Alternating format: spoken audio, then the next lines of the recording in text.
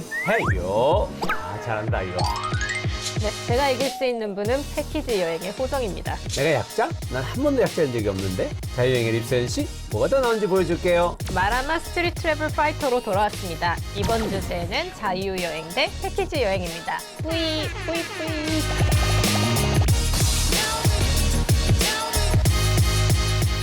일단 교수님은 자유여행파이신가요? 패키지 여행파이신가요? 저는 자유여행파예요. 전 패키지 여행을 딱 좋아하지 않아요. 어떠세요, 선생님은? 저도 사실 패키지 여행보다는 자유여행파예요. 그럼에도 불구하고 패키지 여행이 가지고 있는 장점이 분명히 있기도 한데 우리 과에 또 패키지 한 분 여행 계세요. 전문가가 한 분 패키지 계시잖아요. 전문가 한 분 그래서 계세요. 우리 관광학과의 패키지 여행 전문가이자 패키지 여행 선호자가 계시죠. 그분의 이야기를 한번 들어봐야 될 것 같습니다. 그렇죠. 왜 그렇게 패키지 여행을 선호하시는지. 여보세요? 교수님 안녕하세요. 아, 안녕하세요.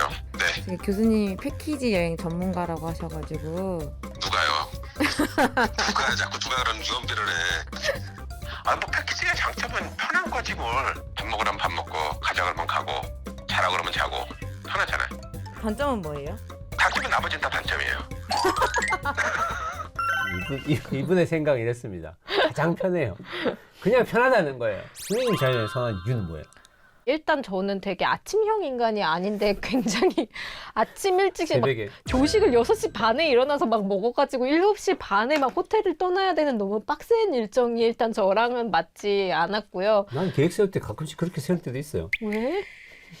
아니, 그 일정상 뭔가 다른 걸 해야 되고 아침에 비행기를 타고 가야 되고 그럴 수도 있잖아요. 아니 그러니까 그러다 보니까 너무 피곤해가지고 사이사이에 관광버스에 그 있는 시간에서는 계속 딥슬립만 하고 있는 거예요. 그러니까 뭐 내가 도시를 본지도 모르겠고 그냥 일어나서 뭐 어디 박물관 앞에 가면 내려갔다가 막 유령처럼 돌아다니다 도시 딱 타가지고 또 자고 그럼 또 어디 도착했다 그러면 또 내리고 막 이런 식의 여정이 반복되는 게 일단은 저랑 맞지 않았고 두 번째로 라텍스 공장에 갑자기 저희를 내려놓더니 막 사라는 거예요. 내가 왜 베이징에 와서 라텍스에 대해서 공부를 하고 있는지 갑자기 이렇게 생각을 해보다가 그 옆에서 되게 열심히 베개를 살지 매트리스를 살지 고민하는 제 친구를 보면서 되게 현타가 온 적이 있어서 이제 그 이후로는 제가 패키지는 나랑 안 맞는 게 아닌가 이제 이런 생각을 한 적이 있었어요. 저는 개인적으로 패키지 여행이 조금 아쉬운 부분들은 그런 것 같아요. 숙소가 늘 천편일적이에요.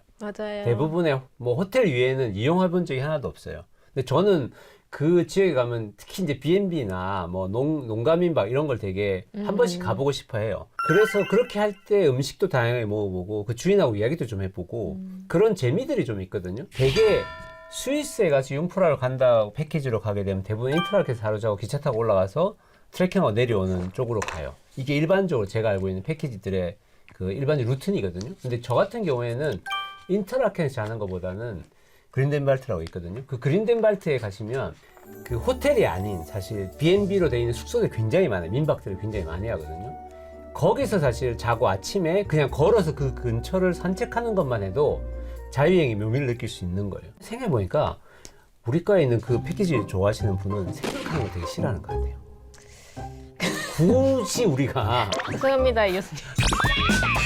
그럼에도 불구하고 패키지만이 가지고 있는 장점들이 있잖아요. 뭐 유적지나 이런 데 내렸을 때마다 뭐 전문가의 설명을 들을 수 있다라든지 뭐 해외여행을 혼자 나가는 게 처음에 이제 막막하다 약간 두려운 마음이 있다 하면은 패키지 여행으로 먼저 시작을 해보셔도 저는 나쁘지 않다고 생각해요. 부모님 여행을 보내드리려고 할 때 부모님들은 언어가 안 통하니까 그래서 딸하고 같이 보낼 때 이렇게 그 패키지를 보낸 적이 있거든요. 그럴 땐 되게 안심이 돼요. 왜냐면 연락처도 다 있고 그리고 무슨 문제가 생길 가능성이 없는 거예요. 그래서 저도관광이라는 말이 나오는 것 같아요. 네, 그리고 또 하나 저는 좋은 점 중에 하나라고 생각하는 게 이제 끼니 챙기는 게 중요하신 분들은 아침, 점심, 저녁 굉장히 확실하게 주시고 또 한식. 네, 한식이 꼭 하나는 포함이 되어 있잖아요. 그래서 내가 정말 현지식도 즐기고 싶지만 그래도 난 하루에 한 끼는 한식을 꼭 먹어야 한다. 아니면 한식을 먹어야지만 기운이 난다. 이러시는 분들은 또 이게 한식이 늘 껴있기 때문에 좋은 옵션 중에 하나인 것 같아요. 부탄은 개별 여행이 불가능합니다. 자유여행이.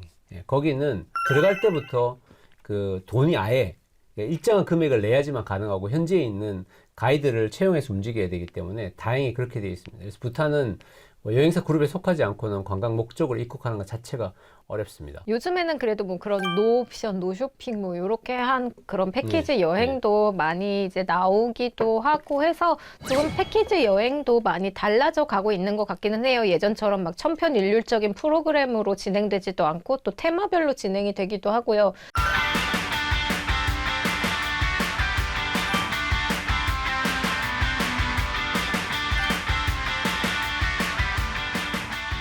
패키지라는 게 여러 종류가 있습니다. 우리가 처음 집에 출발해서 끝까지 다 책임질 패키지도 있고요.